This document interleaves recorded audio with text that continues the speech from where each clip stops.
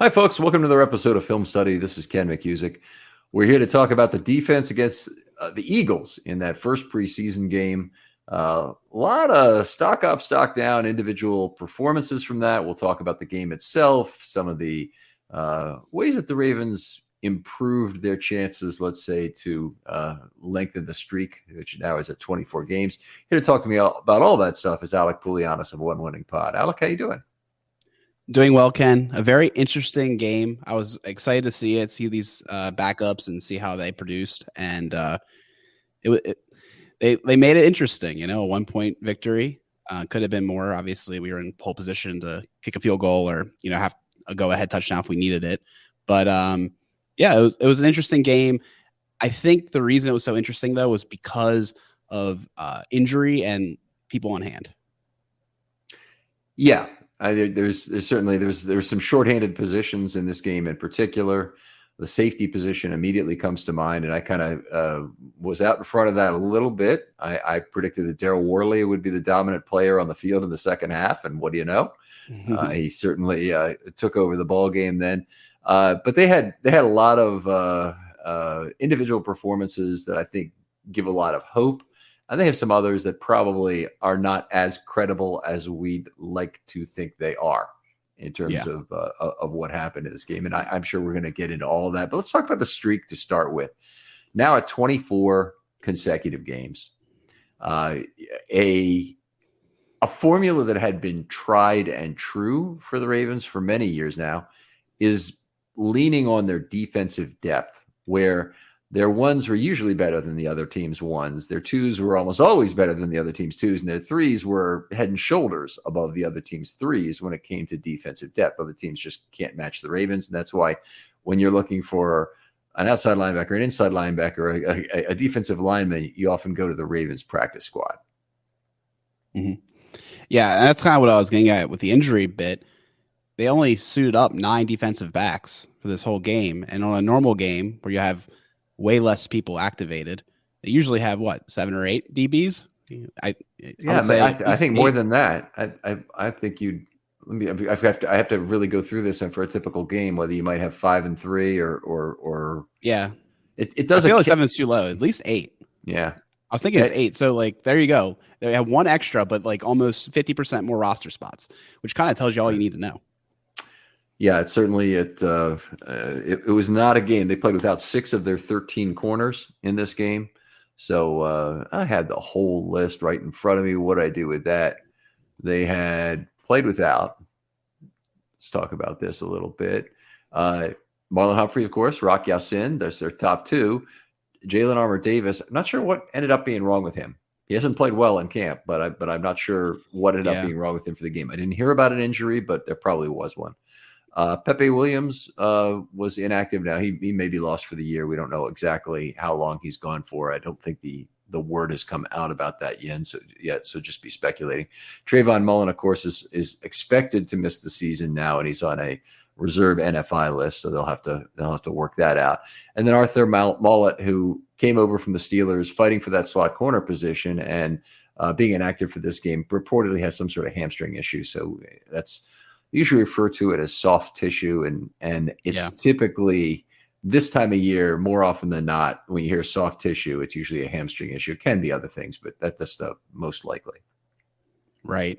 Yeah, JAD missed 1 practice before the game, and they didn't really comment on it, but they did talk about the overall lack of depth at the corner position. That was the same day that Pepe went down, and it's so unclear what's going on with him. I know obviously the Ravens aren't keen on talking about injuries this much anymore, but because some of the words that Harbaugh said suggested that it was an injury flare-up of something they already knew, and he'll be back, but then also it looked really bad. So I guess we'll see. I don't love the idea of him missing another year. I think he was already almost on the bubble, and now it'd be really difficult for him to come back, I feel like. I'm sorry, were you talking about JAD or Pepe there? Oh, sorry, Pepe there for him being on the bubble. I feel like JAD is going to get a shot, and we'll see, though, at this rate. Mm-hmm. It really is interesting because the corner depth is now the one thing that if all rivers converge here, might force Hamilton back into the slot corner position. I really hate the idea if they're doing it just for that.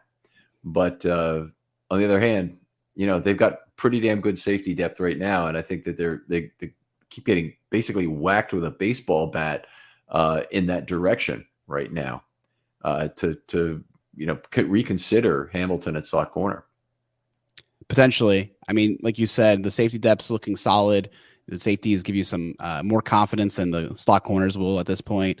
But I guess we'll see. I'm thinking it could definitely happen. I think similar to you, I'm just hoping that something changes in the next couple of weeks where we feel more confident about somebody at slot corner. There were signs of that might be happening, but the players that are giving us those signs have had years to do it. And I'm not so sure this is going to be the year. So we'll see. Yeah, it's we've had a lot of things go right in this game and some things go wrong. But I agree. Ardarius Washington is now I think he's in his third year, right? He's not in his second. Mm-hmm.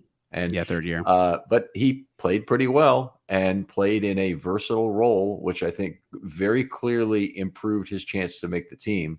Mm-hmm. And when the competition is Pepe and Arthur Mollett, it's not impossible for a really top preseason game like this to actually be of significant advantage for him. And he made one of the really big plays in this game. He had almost had another sack off the edge. He had other good plays in the game. It wasn't a perfect game by any means, but Washington is a guy I think who comes out of this game smelling pretty good. Absolutely. Yeah, he definitely, that was one of the guys I was referring to where he definitely had a great game. I'm worried that he's not going to be good enough when the talent level is top tier, right? Like if we were playing the actual ones of the Eagles, would he have been able to keep up and not be the liability in the guy circled on the field that they wanted to attack? And that's the issue.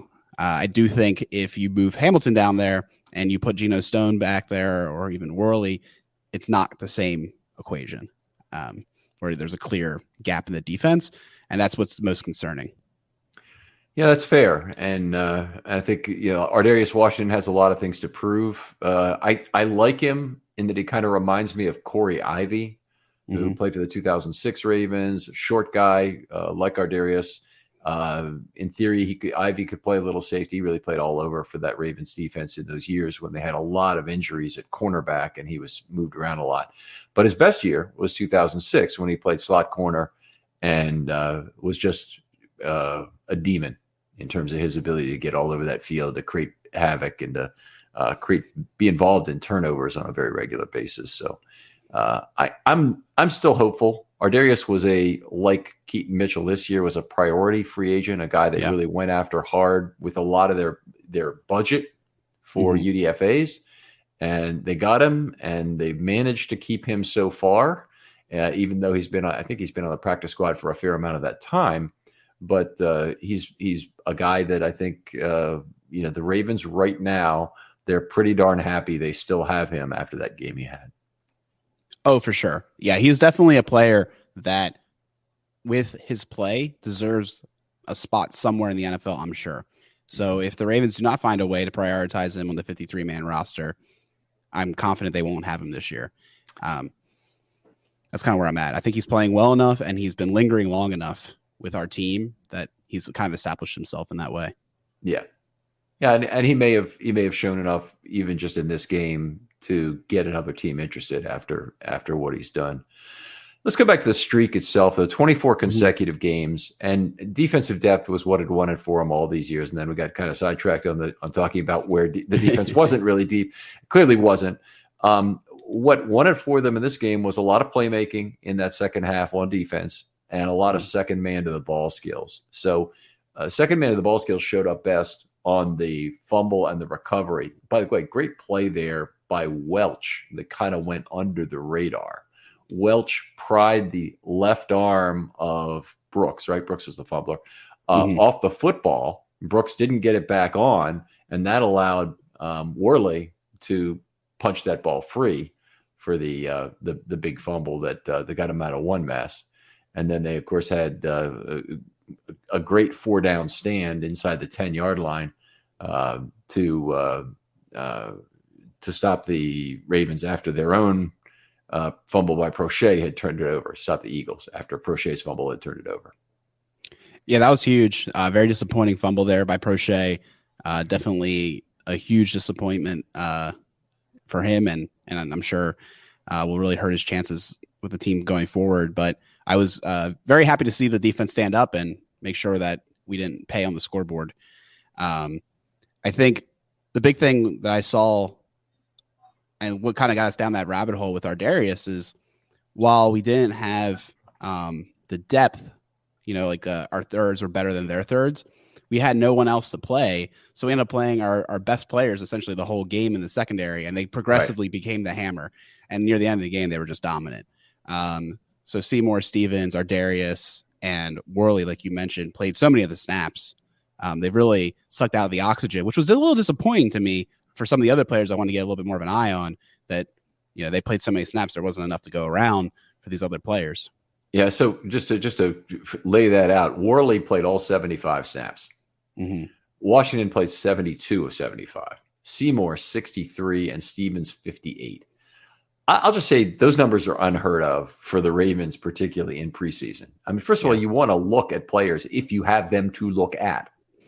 But the Ravens, I think what got me a lot in this game is how late they went to their secondary set of corners. They got Swan in there for a few snaps, and he was terrible. So that was part of the problem. But then they got their later guys in, and Kelly did not look bad in this game. It was against the end of the Eagles roster that he got in, because he just got in the fourth quarter. And the other cornerback they got in late was Mayfield. And Mayfield had some success in practice, and particularly in the last week to 10 days, I think he's looked pretty good. He had an interception, I believe, in the 9th interception pick day. And I think he might have had another one in the period since, but at least he's had some plays in the period since that have looked pretty good. There haven't been a lot of total interceptions during that time. But anyway, Mayfield is a guy I expect to see a little bit more of in this game.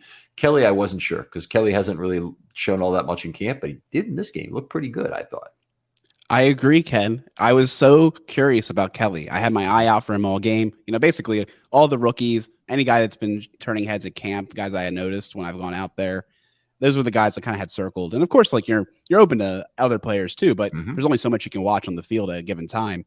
So once Kelly came in, I was staring at him. That's like basically all I watched, and he looked really good. And I was like, man, I wish he got more snaps earlier. And it made me start thinking, are they trying to hide him? Are they trying to cut him and get him on the practice squad? I feel like it's a little dicey for a draft pick. They don't normally do that kind of thing, but they did do it with a running back, which is not obviously a corner, and they have such corner problems you wouldn't expect them to do it. But I was Beatty, you're talking about? Yeah, with Beatty last year. So I'm just curious to see now what they're doing with Kelly. I hope he gets more run with the ones, honestly. I hope he starts next week, just so get a better idea of what he has. But very, very surprising he played late. I think it's a little damning, but at the same time, he looked good. So I think he earned himself a little bit more of a look next week. Yeah, it is one of the things about preseason is just how important context is. And the question is, do you really elevate somebody in class over a single preseason game, even when because the context is very small with Kelly. It was about a handful of snaps. I want to say 17 snaps. So first of all, there's not a lot there. And I did have 2 positive coverage notes in that period of time, which is nice. But also, you think about what's happening with a 4th-string quarterback in the game for the Eagles with their, 3s and 4s in the offensive line. It's really 3s. Nobody carries 4s, but the 3s on the offensive line out there. The 3s on the offensive line have absolutely zero in the way of continuity. They barely played together in camp. They don't know, how to react to each other. They sit in the same meeting rooms. They've got that in common. They probably know what sodas each other like, but in terms of what cues to take on the offensive line, I don't think that's as easy to deal with. And then you've got a competent adversary like McDonald who's still trying to scheme up blitzes towards the end of that game. Pressure becomes a lot easier to come by. Mistakes become a lot easier to come by, and the patient spider that is Daryl Worley will make you pay on the back end for those kind of mistakes. And that was why he was such a huge advantage. Very much like last year, Geno Stone in that first preseason game dominated the second half. In fact, it really looked to me like the Ravens split up their safeties in a levelized talent approach. This is last year to get a huge advantage in effectively the second half of the doubleheader, the second game of the doubleheader, to get Stone on the field as, just the best player who's out there at all. And, you've got this patient playmaker. And they moved Jefferson onto the first unit as strong safety. Now, part of it is obviously they had two free safeties. They had two guys they thought were strong safeties, and they just wanted to divide it up that way. So they had Hamilton go in the first half. And Hamilton, I think it was Hamilton and Jefferson in the first half. But anyway, this year, it actually a very similar thing in a sense that Worley is still available in the second half, but he played the whole game. So it wasn't like they're trying to get somebody else in there to take his spot. Yeah, I also noticed that, and it kind of goes back to the streak. It definitely felt intentional to have. They're like, oh, we really want to see more Josh Johnson, but then Pro Bowler Tyler Huntley is going to come in, and then the offense is going to look way more efficient against these 3s and 2s. That was when he came in. I was like, this is total gamesmanship. I thought he might not play at all because he hadn't been in the start, and then he came in. I was like, this is streak protection if I've ever heard of it. I agree. I thought that was the case, and Johnson at camp, by the way, it's not clear who the number 2 or number 3 quarterback is right now. Johnson is getting a lot of those second team reps. And at age 37, that is a fairly damning indictment of Huntley. Okay. That a guy with a 1-8 career starting record who's played for an NFL record 14 teams is, threatening your job when you're a 4th-year player. That's not a good sign for you in terms of that. But it also reflects the fact that the Ravens don't own any of Tyler Huntley's future. So if he were to have a big year this year, they don't own any part of the future. It's just a matter of who can do more for them this year. It's about the same cost either way. Might even be a little bit less in terms of what they'd have to pay Johnson than what they'd have to pay Huntley. But it's the Ravens don't gain a lot from having Tyler Huntley be their quarterback, but he certainly looked like the better of the two last night. Right. No, it wasn't surprising to me that Johnson started. I agree with you. From what I've seen at the camp, it's not clear who's going to be the number 2 quarterback. But I did think when he came in the second half, I was like, okay, well, this feels promising. I feel like he's going to be able to make things work. And honestly, the wide receiver depth now is so outstanding after all these additions that we had guys out there that were starters last year for our backups. So I thought that number 2, you're talking about like Treadwell or somebody like that who's in the game late. Well, Treadwell, but also like Duvernay was out there pretty deep into the second quarter. And I think he maybe played in the second half. I'm not sure, but he was like a number 1 receiver at one point last year. So he played well, obviously. And I thought it was cool. The way they pulled their depth, I thought was interesting. It kind of felt we talked about some of the streak, and also just because they had kind of level players otherwise. Okay, so let's talk about this a little bit because this is important. The order of deployment is very central to thinking about that. But Duvernay and Flowers are both gone after 2 drives. So Duvernay's last play was his touchdown grab. In fact, I think that might have been his only target the whole night. But that was his play, and by the way, great play for him to be back shouldered there, be at exactly the right spot to catch that football. Same thing with Wallace. It was just a terrific throw, good trust in the receiver, and he came through on it with just losing the DB at exactly the right time. See, the DB had his head down, by the way, on that Wallace touchdown. You love to see that in an opponent. And then let's see, Wallace ended up playing for the rest of the first half into the first drive of the second half. And then they had a lot of their number 2s who got like 1 target, got in there. So the guys who had like 1 target are Dante Demas, number 81. That's Tariq Black. I believe he had 1 target. I think Treadwell had 1 target.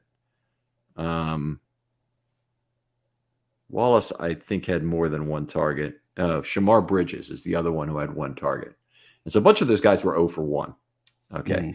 And anyway, I'm not saying that their group wasn't pretty good. The guy who kind of really stood out, obviously, was Sean Ryan in terms of getting the football a lot, and the tight end Vokalek, who Mhm. they really would have preferred probably not even have Kolar in the game at that point, but they left him in for some of the second half. So they did have a little bit in terms of receiving options. And Vokalek is, when you think about, if you're a young quarterback, or if you're just a, Anthony Brown, or you're just a backup quarterback, even Vokalek is a nice, easy target. He's big. Oh yeah, And he's huge. and yeah, he's a great guy to throw to if you want to try and Soft reduce your hands, interception risk. Yeah. Yeah, he's I said that before the game started. Some people were being total degenerates and wanted to play DFS to preseason football.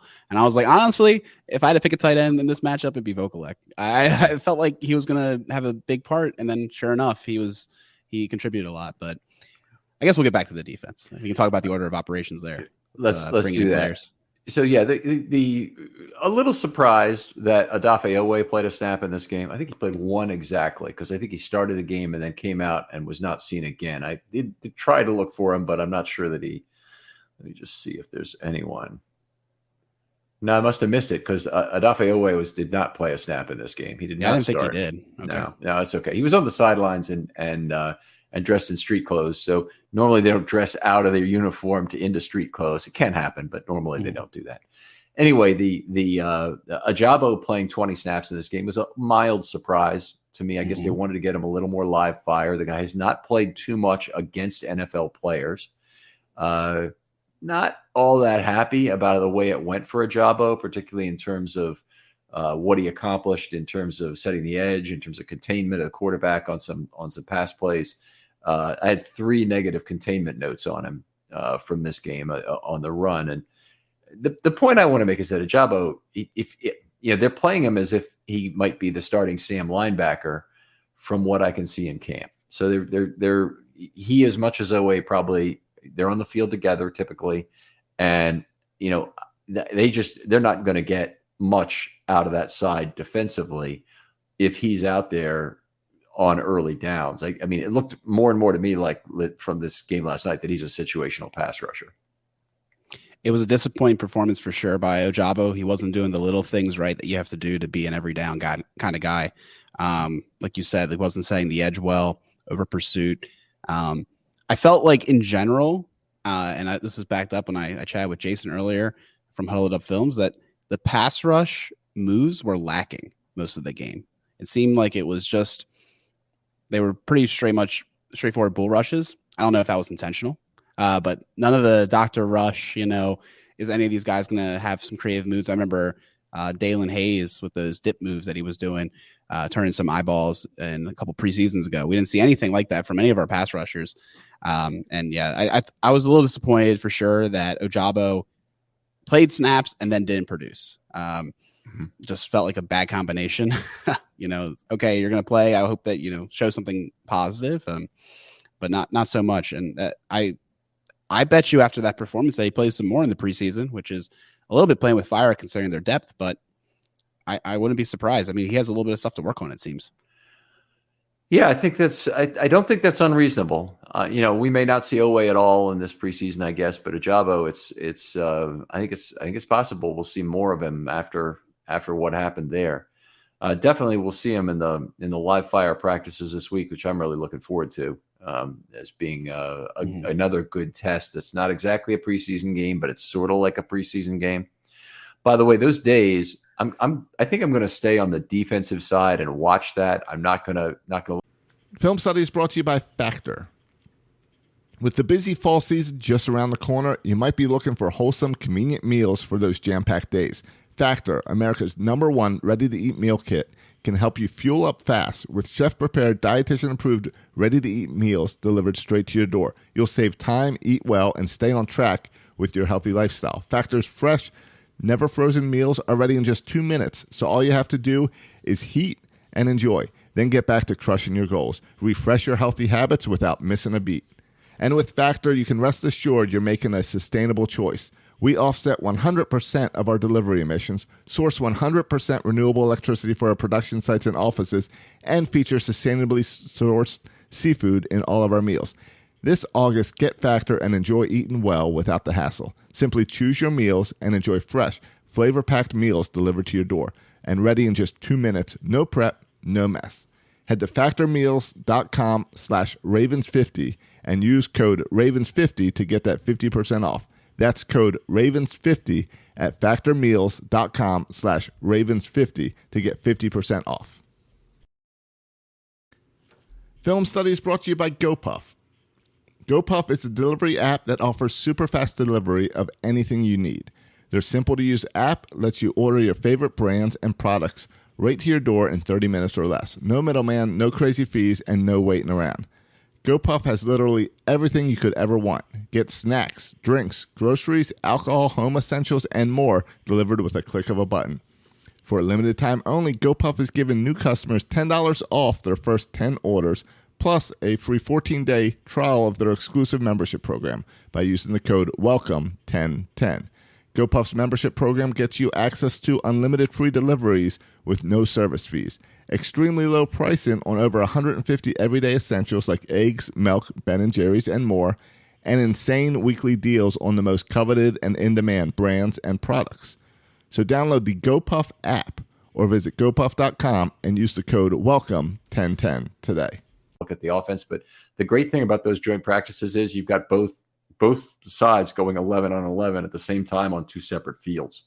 It's not like, if it's Ravens against Ravens, it's only on one field. So it creates a division of attention that's difficult to get information from both at any kind of depth. So I'm going to try and stay with the defense for that day.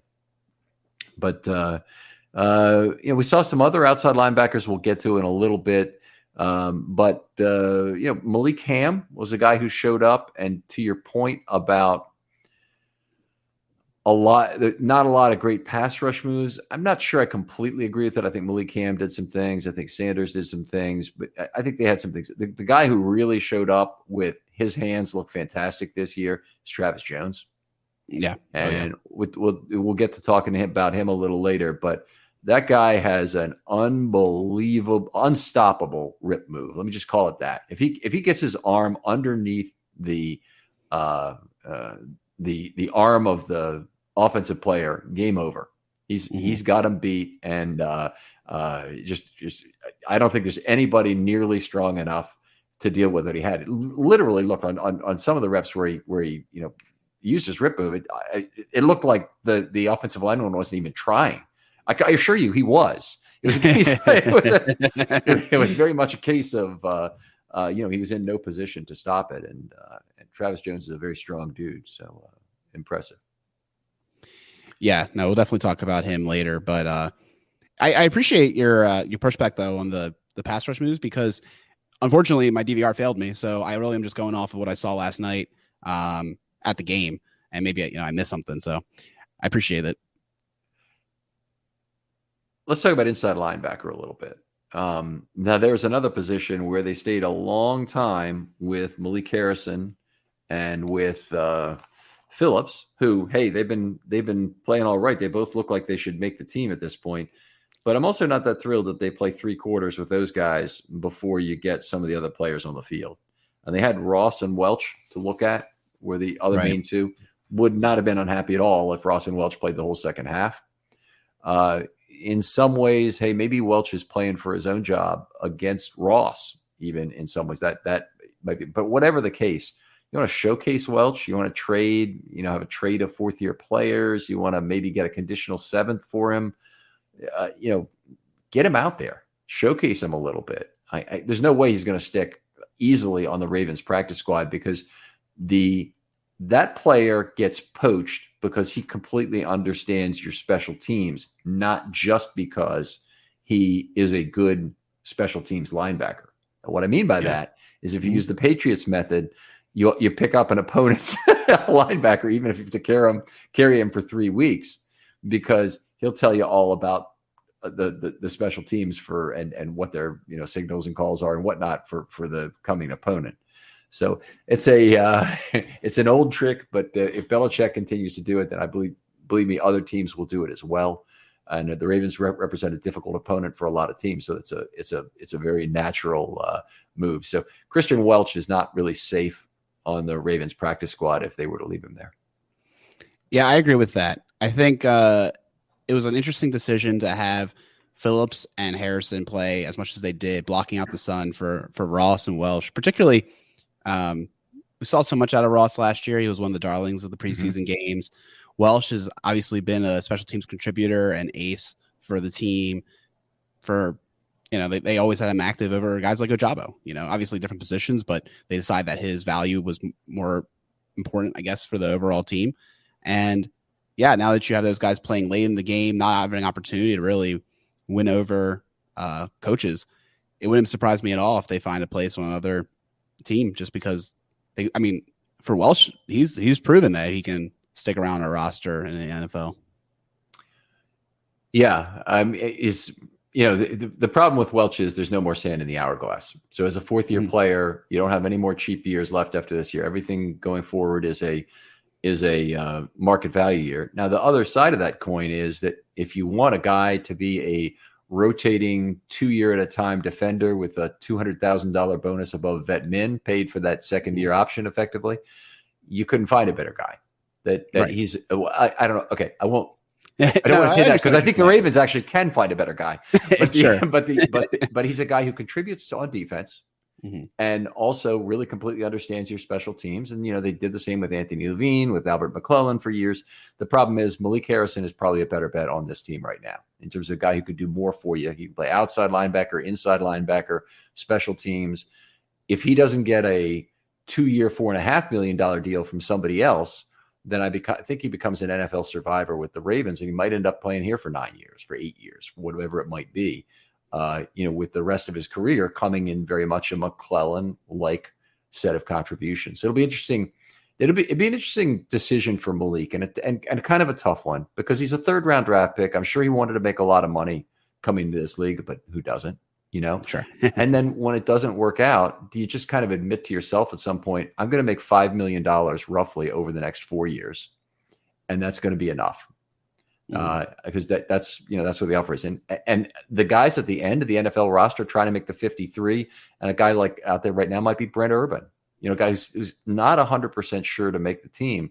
But if he does, it's another 1.2 million or 1.3 million roughly in terms of this year. And that is not an insignificant chunk of earnings relative to his football earnings. And it is a hell of a lot of a significant chunk of earnings compared to the rest of his lifetime earnings and everything else. Yeah, no, I completely agree with you. I think the Ravens have positioned themselves with Malik Harrison as, like you said, a third-round pick. Now drafting Simpson to push back one more linebacker to have some kind of tough decisions to make about their inside linebacking unit. And Malik Harrison is probably going to now be delegated, like you said, to a survivor in the league, unless someone else wants to give him a chance as like maybe a top depth piece. I don't know if anyone would really want to pick him up as a starter at this point, but they'd probably pick him up as a top depth piece, maybe be able to compete if there's an injury, show something, and then maybe do something more, but it won't be here. There's too many people in front of him. Inside linebackers these days. No one. Oh, I know. Yeah. I mean, so, it's like the running back thinking, well, I maybe I don't need big money. I just need a 2 year, $4.5 million deal. There aren't any of those.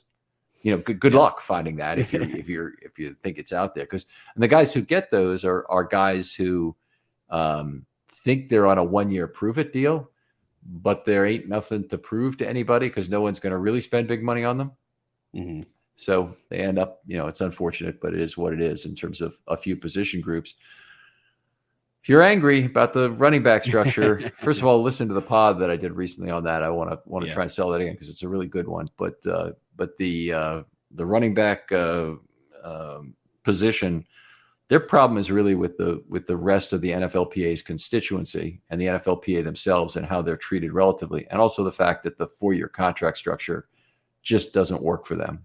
The starting 4 year contract structure is one where they spend the highest percentage of their career value of any position group toiling for lower wages.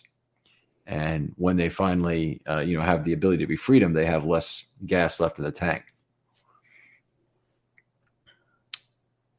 All right. Well, let's keep talking about some things here. Ravens very, very short-handed at outside linebacker, obviously, for this game. We talked just a little bit about Ojabo. They obviously didn't have Owe. They didn't have Bowser. And the guys they did have, I thought it was a fairly refreshing night of watching outside linebacker play between Jeremiah Moon, who played some quality snaps. We saw Malik Ham play some quality snaps. We saw Kelly Sanders definitely play some quality snaps. And the other one was Tavius Robinson. Kind of an interesting night for him, not dissimilar to Ajabo in terms of really showing out as a situational pass rusher more than a run defender. Yeah, he's going to have to do some work. I noticed that in camp, and it continued during the preseason game with Tavius. So he'll need some more refinement. We knew that he was a bit of a project coming in, so that's not terribly surprising. But you're always looking for people to be a little bit ahead of schedule. I will say, oh, go ahead. I mean, I hope he gets on the field this year. I hope he can play on passing downs. I don't think it's obvious that he's a game day activation. He'll definitely make the 53, but I don't think it's obvious he's a game day activation every week where he is right now. But the Ravens are shorthanded enough at outside linebacker that he probably is, and he's probably in there on obvious passing situations over some defensive linemen. But it really looks like the Ravens might have two guys on the defensive line who could give him some juice as pass rushers right now. Be kind of a shame if they didn't get both of them on the field, unless you really think you can get something out of Tavius. Yes, I am very optimistic about what we've seen. Obviously we said Travis Jones had a great performance. We know Madubuike and Washington are two solid players on this team as well. I think you have picked two of those three in there, probably Madubuike and Travis Jones, who want the most effect on pass rush downs. But you still get that beef. They're not anything to sneeze at if they do try to run or surprise you on a draw play or something. I mean, they're good quality players that will really allow the outside linebackers and pass rush specialists to get good opportunities. And I'm very excited about the prospects of that kind of 4-man rush. That's exactly what it takes to win in the playoffs. These quarterbacks are too good to. If you bring an extra guy, they'll usually know how to exploit that. So I really think you got to win with 4, and those are a solid 4. Yeah, it's a great point because the Ravens rushed a lot off the slot at Ardarius Washington in the backfield. They had some exotic schemes where they sent extra.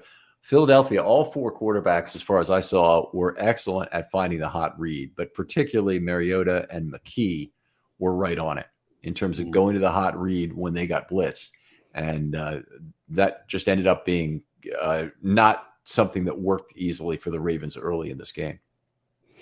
Yeah, and it's one of those things that it doesn't necessarily always work in the NFL during the regular season. So definitely looking to find the best 4-man pass rush possible. I think it's really important the Ravens figure out who those people are and what rotations they wanted to do to make the most success on those critical high leverage plays.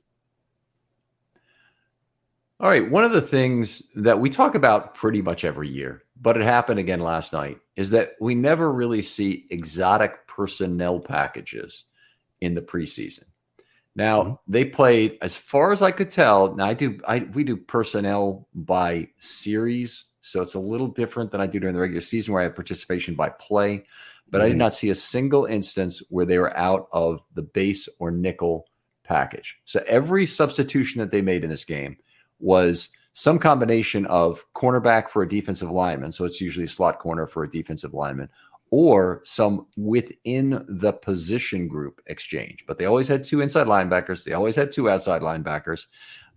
And they always had 2 safeties, although there were players like Washington who played both safety and slot corner. Yes. Yeah, I noticed it too. That was one of the first things that came out on nickel. They were in nickel a lot. And every once in a while they would come out in base, and that was it. Like you said, I was paying very close attention. I was curious to see if we'd see any dime. I mean, they almost never do that in the preseason, but right. I was wondering if they wanted to see more of these, because we were talking about, we weren't seeing some of these corners that I wanted to get on the field. So I was like, maybe they'll find a way to put them on that way, but no, just very vanilla in that perspective. Two packages the whole way. Okay, actually, I've got a way to do this here. They got 116. No, They had 75 total defensive snaps. Worley played 100% of the snaps, and that was 75.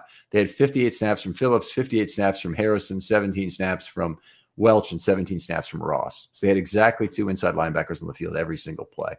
And I don't. Once you have 2 inside linebackers, there's almost no possibility that you'll play any kind of a oddball package out of that. That should be obvious, but maybe it's not to some folks. So I don't think there was a single snap where they were outside of anything but base or nickel. Let's just put it that way. Yep, I agree. Yeah. Little bit of a problem with missed tackles in this game. Obviously, some of it was a matter of losing containment on the edge. There's a lot of problem with that. Multiple players were involved, but a lot of problem with getting containment. The Eagles have a bunch of running quarterbacks, a bunch of guys who like to take off out of the pocket. You make a mistake in your pass rush, you leave your lanes open. They'll attack you aggressively for it. And they also tried to attack early in this game with a lot of misdirection against the edges. Yeah, they did. And that was a concerning bit for me. Obviously, not the stars are playing in this game, but this is something we've seen in the past with the Ravens, bad tackling, missing their first opportunity to get a player down, and they go off and get several more yards, maybe a difference of a loss of yardage play that really changes the outcome of the next couple play calls, and then converting on a first down. So definitely want to see that cleaned up. Giving up these first downs is very troubling. Yeah, they did. They had. I'm trying to look back to that very first run by Mariota, where it was just one of the best fakes I've ever seen. It drew in Malik Harrison from the run side. So it was the run side was the left side, and Mariota handed the ball off to his left. In theory, the running back took the ball, dove into the line on a 3rd and 1, 4th and 1, whatever it was, might have been 4th even, and Mariota took off for a big gain left off of that. But there was biting when there were fakes. There was rushing themselves out of a lot of run plays, and it wasn't just a Jabo. It was Tavius Robinson did it. It was Kelly Sanders even had a play or two like that, although he might have been the best run-setting edge that the Ravens had in there. Multiple players made mistakes in this way. It wasn't any one guy. And that is something they're going to need to take some time, really look at, and try and get right, even if David Ajabo is the primary one they need to get it right for, because it's going to be Odafe Owe and him for a lot of the season. Indeed. And it makes me wonder, when you see that kind of consistency throughout the whole team, if it's a coaching philosophy problem that they need to really kind of focus now on setting the edge. Maybe they've been spending too much time focusing on getting after the quarterback. And I mean, like you said, though, not the best, way to go after the quarterback. If you break contain against modern NFL quarterbacks, they're going to be able to run and get themselves a first down, or at least, solid yardage. And that's just not acceptable unless it's, 3rd and really long. That's just really not acceptable. And I think that's something that really needs to be worked on. Every time I see an over pursuit, I think we're spoiled, right? I mean, we have the best running quarterback in the whole league. When someone over pursues Lamar, it's death. He just goes off. Yeah. And but then you guys like Mariota, who are no slouches. Their number one's Hurts, another excellent running quarterback. So you have to be really mindful of that in today's NFL, not to over pursue. And I think that will definitely be a focus in practice. Yep, I agree there. What else we need to talk about before we get on to some individual stuff? So the streak lives on. We're thrilled about that at 24 games. Where are you? How important is the streak to you, Alec? Well, let me put it this way. When it breaks, I'll be extremely disappointed. Just because I think the Ravens are really good at preseason games for, it's just their depth is something that they're really proud of. They build a team in such a way that they always talk about. They want to have great depth and be able to contend every year. And I feel like this is a little bit of a byproduct of that. So I want to keep seeing it. And I mean, honestly, I was really worried about this game. I think the Eagles are a team that are very smart about their draft picks. I mean, they had a phenomenal draft. We saw some of those players against us. And I definitely, I was a little worried about them maybe being able to beat us. And obviously it was a close game. So we'll see going forward the rest of the season. But to me, like, obviously it doesn't actually matter, but I think they're lying to say it doesn't matter to them. They definitely care. Yeah, if you're not extremely jealous of the backup defensive backs for the Philadelphia Eagles, you got a problem. But they had Keely Ringo in there. He was playing pretty late into the game. They had Eli Ricks in there. Those are guys who could do the Ravens an awful lot of good. I mean, Ringo was a guy that I really loved in the draft. We wanted him in the third round. We were like chomping at the bit, and there were some guys in the fourth round we liked at corner. I mean, don't get me started. That's not what the show's about. But it's going to be a storyline. Kelly. It's going to be a storyline. Honestly, looking back when you do the 3 years later kind of thing of all those corners we thought were good, were they? Because the Ravens didn't think so. They passed on so many of them, and that's. I'm very curious, and like you said, they had two of the ones I liked, so I'm just like, all right, I was paying attention to that. So some of the thing is you chase a market down, and so like I collected baseball cards. I really don't do it anymore, but I still have it. Is the idea that you have a price in mind for something, and the price keeps on going up and up and up because more people want the thing, and you just if you don't ever pull the trigger, you don't ever get to own the thing. Not that it should really be that important anyway. The price should actually sober you up in terms of what a lot of these things are. But it was like that with the cornerback markets. The price just kept going up and up and up in terms of the draft capital teams were willing to spend on them in this draft, that the Ravens never got into the bidding war. I mean, nobody ever dropped into their price range properly. And it started right off the bat with freaking Emmanuel Forbes not making it to 22. Because that would have been a really tough call. It would have been a really tough call for the Ravens to pick either him or Flowers. I think they've got a good player. Don't get me wrong, but I'm hearing the same, unbelievably good things about Emmanuel Forbes coming out of the Commanders camp. And he's one of the players I really want to get a look at this week. Well, that DaCosta liked him. He doesn't usually let off like who he likes, but when he's like, I think this was a savvy pick, I'm like, he probably was in the top 10 for the Ravens. And they I mean, he was obviously a very good player. I know that you coveted him, and I thought he was great too. So, anyways, I was surprised by the fall of Ringo, and I think that might have been some injury or something behind the scenes we didn't know about. But, anyways, it is what it is. We did hear that. He looked fine last night. He looked absolutely fine. So which is when it matters, right? So and I just every single pass it seemed like in that second half, particularly the guys who didn't get targets, was a pass defense on a contested catch where the Eagles defensive back was right on top of the Ravens receiver, and it just wasn't you're just throwing your arms up saying, why can't the Ravens get any of these guys anyway? It is what it is. Sure. We know the real reason. We got Roquan Smith, and that's the reason we didn't have a whole lot of draft capital this year. So it's not like I'm not aware, but it still kind of sucks. Yeah. Well, Alec, I tell you what, it's been great discussing this with you. We're going to come back and discuss individual players in part 2, individual performances, and hand out our MVPs. So tell folks first where they can talk football with you online. Sure. Yeah, you can find us at One Winning Pod on Twitter, and that's our web address as well, One Winning Pod. We do a pretty much weekly show. We'll do two episodes once the season really starts up in earnest. And we had a lot of really cool episodes with some guests the last couple of weeks. We had you on a couple of weeks ago, Jason from Hollywood Films. And definitely check it out. We've been enjoying the offseason. It's unbelievable that we're now in preseason. It's kind of like, wow, we're doing a preseason recap shows. It's happening. It's starting up. Football's here. Yeah, it's definitely grinding up. There's no doubt about it. Maureen and I have been working. It's been basically 26 hours since the game ended, a little bit less, in fact, and we've been working on the football the entire time.